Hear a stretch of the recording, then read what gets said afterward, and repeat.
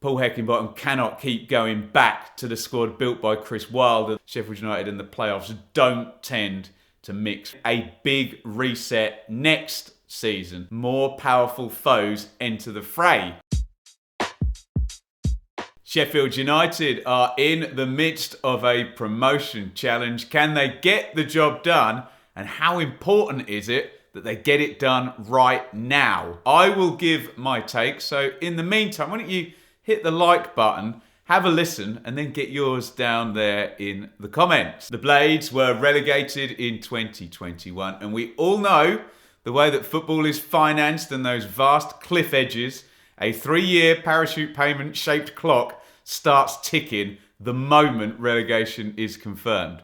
The good news immediately, if there is any, after you get relegated, is the squad was not decimated. Yes, Aaron Ramsdale came out, but they got a lot of money. In came Morgan Gibbs-White on loan as a creative attacking force. If there was stability on the pitch, there certainly wasn't in the dugout. Slavisa Jokanovic comes in at the start of the season. I don't want to rewrite history. I was a big fan of that as a hire. He took Watford up. That was all a bit in-out, shake it all about, bish, bash, bosh. But his Fulham team was superb. I was a huge fan, and I thought this would be a very good match between Jokanovic and the Blades. To cut a long story short then, the Jokanovic and Blades matchup didn't work out very well at all. He was out by the end of November.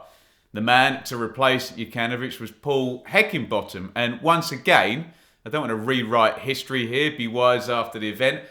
I was a bit underwhelmed by this hire at the time. Heckingbottom hadn't really been in the Championship management picture, sort of, waving any flags, saying he was going to be the right guy for a promotion aspiring club. He was already at Sheffield United. He was doing the under-23s. He'd been the caretaker manager. It did look a little bit like a sort of uncreative, easy hire, but with hindsight, it's turned out rather well. There was no reinventing of the wheel for Paul Heckingbottom. He did switch back to the shape that Chris Wilder had built the squad to use in that 3-5-2. The defence all of a sudden got shored up. The home form got shored up as well. And a very, very decent run. 27 games under Heckingbottom, 52 points. Now, that projects an 88-point season if you roll it out across a full 46 games, which, unless you're amazingly unlucky, would be automatic promotion form. And speaking of amazingly unlucky, Heckingbottom and Sheffield United, well, not necessarily unlucky, but more wrong place, wrong time. They came up against an inspired Nottingham Forest side who were knocking out similar amounts of points from a couple of months before when Steve Cooper arrived. They met in the playoff semi-finals. It looked all done after the first game, but Sheffield United very, very nearly pulled it back. They don't do great in the playoffs, do they, the Blades? And it was a penalty shootout defeat at the City Ground. This season, the Blades are back at it. They are up in second place, and as we return from the World Cup break, is 38 points from 21 games. The projection, it's not 88, but it's 83. Good enough at the moment for second place, but normally a sort of third place total rather than automatic. With all the normal caveats when we're making these points projection, it's a race. Points totals and points projections are kind of irrelevant at certain times, and you just got to get ahead of whoever else is in the race with you at the time. In terms of this promotion push, there is much to be positive about. They are still in receipt of those lovely parachute payments, and it's the year 2 amount. Remember, it drops off big style in year 3. That means that those big Premier League signings haven't had to been sold yet, and the salaries can still be paid. We're talking Berger, Brewster, McBurney, etc., all still there, and a couple of them really key players. In terms of the recruitment, smart. I mean, risky, but smart. All the eggs seem to go in one basket with Anel Ahmedhodzic. Risky, because that player can get injured, etc., or not work out. But Ahmedhodzic has been absolutely excellent.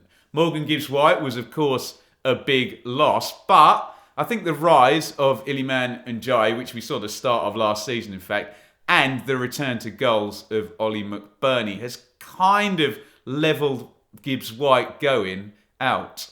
We mentioned Njai also working his way up into the first team, Reece Norrington Davies.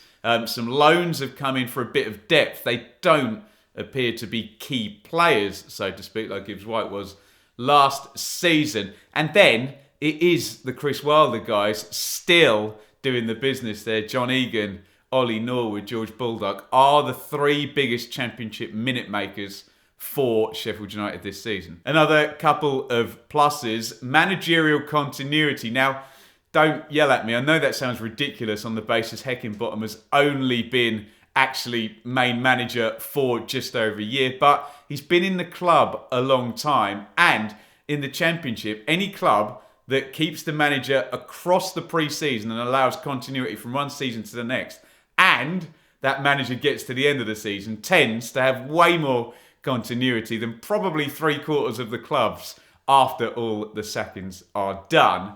The other thing I would say is there a little bit of a lack of competition this season? No side is currently on 2 points per game. We've seen seasons where, for example, Fulham and Bournemouth have shot off into the distance, look way better than everybody else. Remember Leeds and West Brom almost looking uncatchable by Christmas. Not happening this year, but you would say those year one parachute teams are, of course, lurking in 4th and 5th place, with Burnley looking strong out in 1st. Another good omen, I mean, less of an omen and more just basic logic, is that teams that lose in the playoffs, if they are able to not have their squad decimated, maintain a similar level, and then add to that the continuity they get from basically winning for a couple of seasons in a row, those teams tend to do quite well. And in fact, if you look back, pretty much every single season, the team that goes up has lost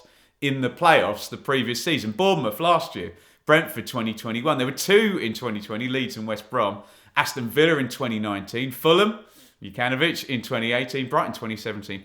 Middlesbrough 2016. All examples of teams that lost in the playoffs and then were promoted the following season. Yes, there are examples like Brentford, for example, maybe Leeds as well, that actually improved after losing in the playoffs. But for the most part, it is teams just maintaining that level of quality, bit of continuity, keep on winning, and they do it the next time around. My take, for what it's worth, I would be optimistic if I was a Sheffield United fan. I don't think it's a foregone conclusion. There have been injury issues in the first half of the season, but every other Championship club would argue that the likes of Sheffield United have more chance of coping with injuries in terms of their squad strength.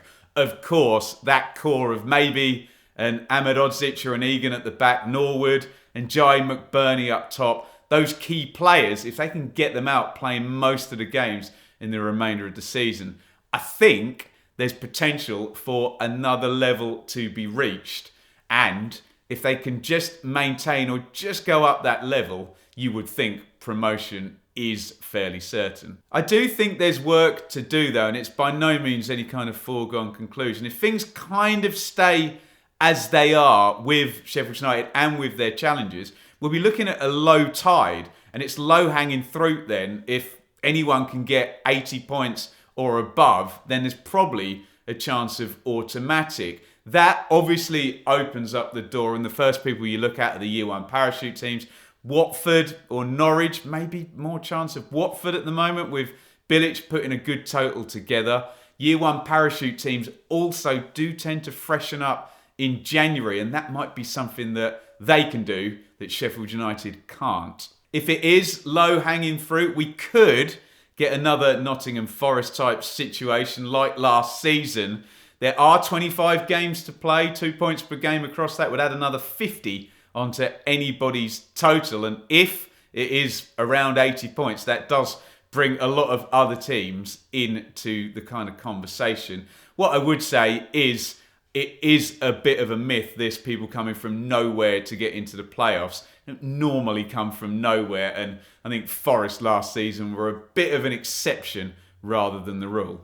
Sounds very plain and boring, doesn't it? But I think the most likely scenario is you'll see Sheffield United either maintaining or even slightly improving their level from the first 21 games. That, you would think, if squad fitness improves, would take them to mid-80s points-wise, and you would then think, give or take some very bad luck, automatic promotion. I don't necessarily see them going up a couple of levels and roaring ahead and taking the title, but then again, up ahead of them is Burnley, and a lot of those Sheffield United players and the kind of club as a whole does know this route maybe slightly better than Vincent Kompany and Burnley. A few cautionary words then pertaining to the title of this video and the promotion or bust now or never type situation. I do think it's very, very important that this opportunity right now over the course of the remainder of this season is leveraged by Sheffield United. It is a genuine automatic chance that might become a playoff chance either this season or more likely next season if promotion isn't secured. And we all know Sheffield United and the playoffs don't tend to mix very well. Surely we're at the point now where Paul Heckingbottom cannot keep going back to the squad built by Chris Wilder that took the Blades up, 3 years ago now. We still see Norwood, Fleck in midfield, Basham, Egan at the back, Billy Sharp even up top, okay, to a lesser extent now. But it feels like that squad has absolutely been wrung dry and a new one needs to be built sooner or later. Of course, there's then the financial implication of the parachutes dropping as you go from year 2 to year 3. And maybe some of those key players that were bought in the Premier League era, maybe those salaries can't be justified and maintained anymore. And maybe one or more would have to be cashed in on. All of that would kind of hint towards failure for Sheffield United to be promoted this season, meaning a big reset next season. We all know that with relegated teams down to the Championship, the power is great across those first 3 seasons, but it diminishes with each and every year, and more powerful foes enter the fray each and every year. Yes, you can point to that sensational Norwich reset back in 2018, but it's very hard once you get dragged back into the rest of the group. So that is my take on Sheffield United this season. Can they get themselves over the line under Paul Heckingbottom? And how vital is it that they get the job done this season? Let me know your thoughts on the potential to go up and the potential missed opportunity if they don't down there in the comments. If you want to stay on a similar theme, why not click up here and have a look at another deep dive, this one on Burnley, Sheffield United's main challengers and the current Championship leaders.